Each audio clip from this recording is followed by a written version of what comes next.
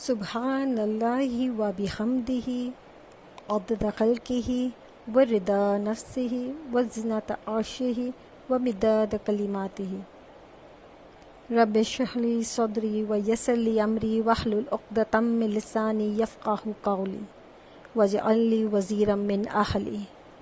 اعوذ باللہ من الشیطان الرجیم، بسم اللہ الرحمن الرحیم۔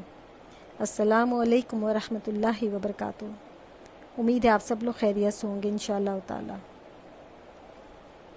عید یا وقعید، رمضان کے مبارک شب و روز رخصت ہو جائیں گے جلد ہی۔ عید کی صبح نمودار ہوگی، اظہار مسرت کا دن ہوگا، اللہ کی حمد و ثنا تکبیر و تحلیل کا دن ہوگا، اللہ کے حضور سجدہ شکر بجا لانے کا دن ہوگا، کیونکہ عید اللہ کا مقرر کیا ہوا تہوار ہے۔ عید کے دن نہانا دھونا، صاف ستھرے کپڑے پہننا، خوشبو لگانا، تکبیر و تحلیل کہتے ہوئے عیدگاہ جانا، عیدگاہ جانے سے پہلے کچھ میٹھا کھانا، ایک راستے سے جانا دوسرے راستے سے آنا، اور سب کے ساتھ مل کر شوکت اسلام کا مظاہرہ کرنا اللہ کے نزدیک پسندیدہ اور مطلوب اعمال ہیں۔ سنن ابو داؤد کے اندر ہے، حضرت انس رضی اللہ تعالیٰ عنہ کا بیان ہے کہ نبی اکرم صلی اللہ علیہ وآلہ وسلم جب مکے سے مدینہ تشریف لائے تو آپ صلی اللہ علیہ وسلم نے دیکھا کہ مدینہ کے لوگ دو مخصوص دنوں میں کھیل و تفریح کرتے اور خوشیاں مناتے ہیں۔ آپ صلی اللہ علیہ وسلم نے پوچھا، یہ دو دن کیسے ہیں؟ لوگوں نے بتایا، یہ ہمارے تہوار ہیں، ہم دور جاہلیت سے ان دو دنوں میں اسی طرح خوشی مناتے رہے ہیں۔ نبی اکرم صلی اللہ علیہ وسلم نے فرمایا، اللہ نے تمہیں ان دو دنوں کے بدلے زیادہ بہتر دو دن عطا کیے ہیں، ایک عید الفطر اور دوسرا عید الاضحیٰ۔ اس مختصر سی روایت سے ایک نہایت اہم حقیقت پہ روشنی پڑتی ہے، وہ یہ ہے کہ ایک با مقصد ملت کے تہوار بھی با مقصد ہوتے ہیں۔ عید الفطر شوال کی 1 تاریخ کو منائی جاتی ہے اور عید الاضحیٰ ذوالحج کی 10 تاریخ کو، اور دونوں کا ایک اہم مقصد ہے، ان کا کوئی خاص پس منظر بھی ہے۔ عید کی خوشی میں اس بد نصیب کا کوئی حصہ نہیں جو رمضان کی برکتوں سے محروم رہا اور رمضان کے بابرکت شب و روز پانے کے باوجود اس نے اپنی مغفرت کا سامان نہیں کیا۔ اس جشن میں حقیقی مسرت صرف اسی کا حصہ ہے جو اپنے رب کے حضور کھڑے ہو کر یہ کہہ سکے کہ پروردگار، تو نے جو مبارک مہینہ مجھے عطا فرمایا تھا میں نے اسے ضائع نہیں کیا، میں دن میں بھی تیری خوشی کے کام کرتا رہا اور شب میں بھی تیری عبادت میں لگا رہا۔ عید کا دن عید بھی ہے اور وہ عید بھی، یہ مبارکباد کا دن بھی اور تعزیت کا دن بھی۔ مبارکباد کا دن ان خوش نصیبوں کے لیے ہے جن کا رمضان شکر گزاری کی حالت میں گزرا، اور تعزیت کا دن ان کم نصیبوں کے لیے جن کا رمضان اس طرح گزرا کہ وہ اس کی برکتوں سے محروم ہی رہے اور اللہ کو خوش کرنے کے بجائے انہوں نے اللہ کا غضب اور بھڑکا دیا۔ آخر وہ کس بات کی خوشی مناتے یا منائیں گے، اور کس منہ سے اللہ کی بڑائی ظاہر کرنے کے لیے تکبیر کہیں گے؟ اس شخص کی ہلاکت اور محرومی میں کسی کو شک ہو سکتا ہے کیا کہ جس کی تباہی اور ہلاکت کے لیے جبریل امین علیہ السلام بد دعا کریں اور اس بد دعا پر رسول مقبول صلی اللہ علیہ وآلہ وسلم آمین کہیں؟ ظاہری بات ہے جبریل امین کو اپنے سے نہیں کر رہے تھے، اللہ کے حکم سے ہی انہوں نے جو بھی بد دعا دی وہ اللہ تعالیٰ کے حکم سے ہی دی۔ ایک دن نبی صلی اللہ علیہ وآلہ وسلم خطبہ دینے کے لیے ممبر پر چڑھنے لگے۔ پہلے زینے پر جب آپ صلی اللہ علیہ وسلم نے قدم رکھا تو فرمایا آمین، دوسرے زینے پر قدم رکھا تو پھر فرمایا آمین، تیسرے زینے پر قدم رکھا تو پھر فرمایا آمین۔ خطبہ دے کر جب آپ صلی اللہ علیہ وسلم فارغ ہوئے تو صحابہ اکرام رضی اللہ تعالیٰ عنہ نے پوچھا، حضور صلی اللہ علیہ وسلم آج ہم نے یہ ایسی بات دیکھی کہ اس سے پہلے کبھی نہیں دیکھی تھی۔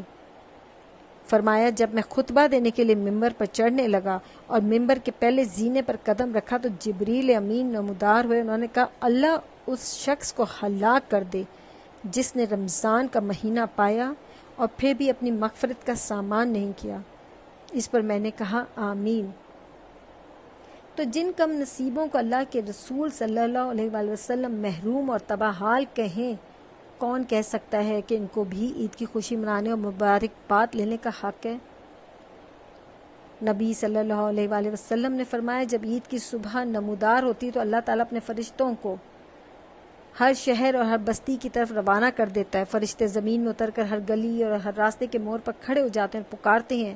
ان کی پکار ساری مخلوق سنتی ہے مگر انسان اور جن نہیں سن پاتے. وہ پکارتے ہیں اے محمد صلی اللہ علیہ وآلہ وسلم کی امت کے لوگوں، نکلو اپنے گھروں سے اور چلو اپنے پروردگار کی طرف. تمہارا پروردگار بہت ہی زیادہ دینے والا اور بڑے سے بڑے قصور کو معاف کرنے والا ہے. اور جب مسلمان عید گاہ کی طرف جانے لگتے ہیں تو اللہ عز و جل اپنے فرشتوں سے مخاطب ہو کر پوچھتے ہیں میرے فرشتوں اس مزدور کا صلہ کیا ہے جس نے اپنے رب کا کام پورا کیا؟ فرشتے کہتے ہیں اے ہمارے معبود، اے ہمارے آقا، اس مزدور کا صلہ یہ ہے کہ اسے بھرپور مزدوری دی جائے. اس پر اللہ کا ارشاد ہوتا ہے فرشتوں تم سب گواہ ہو جاؤ کہ میں نے اپنے بندوں کو جو رمضان بھر روزے رکھتے رہے اور تراویح پڑھتے رہے اس کے صلے میں اپنی خوشنودی سے نواز دیا اور ان کی مغفرت فرما دیے. پھر اللہ اپنے بندوں سے کہتا ہے میرے پیارے بندوں مانگو مجھ سے جو کچھ مانگتے ہو. مجھے میری عزت کی قسم، مجھے میرے جلال کی قسم، آج عید کے اس اجتماع میں تم اپنی آخرت بنانے کے لیے مجھ سے جو مانگو گے عطا کروں گا، اور اپنی دنیا بنانے کے لیے جو چاہو گے اس میں بھی تمہاری بھلائی کو پیش نظر رکھوں گا. جب تک تم میرا دھیان رکھو گے میں تمہارے قصوروں پر پردہ ڈالتا رہوں گا. مجھے میری عزت کی قسم، مجھے میرے جلال کی قسم، میں تمہیں مجرموں کے سامنے ہرگز ذلیل اور رسوا نہ کروں گا. جاؤ تم اپنے گھروں کو بخشے بخشائے لوٹ جاؤ. تم مجھے راضی کرنے میں لگے رہو، میں تم سے راضی ہو گیا. فرشتے اس بشارت پر خوشی سے جھوم اٹھتے ہیں اور اللہ کی اس بخشش اور نوازش پر خوشیاں مناتے ہیں جو وہ اپنے بندوں پر فرماتا ہے جو رمضان بھر کے روزے رکھ کر آج اپنا روزہ کھولتے ہیں. رمضان اپنی تمام برکتوں اور رحمتوں کے ساتھ آپ پر سایہ فگن ہے. اس کو ضائع نہ ہونے دیجیے گا. یہ اللہ کا انعام ہے. اپنی عاقبت بنائیں، سنواریں، کہیں اس پاک ذات کی رحمتوں سے نعمتوں سے محروم نہ رہ جائیں. انشاءاللہ تعالی لیلۃ القدر کی راتیں شروع ہو جائیں گی، اور یہ یاد رکھیے گا کہ لیلۃ القدر کون سی رات ہے یہ کسی کو بھی نہیں پتہ. لہٰذا کوشش کریں، چاند آگے پیچھے ہو سکتا ہے کہ پوری 10 کی 10 راتیں آپ عبادت کریں، چاہے تھوڑی تھوڑی کریں پر کریں ضرور. کسی بھی رات کو نہ چھوڑیں، کہیں غلطی سے بھی ہماری یہ لیلۃ القدر چھوٹ نہ جائے ہمارے سے.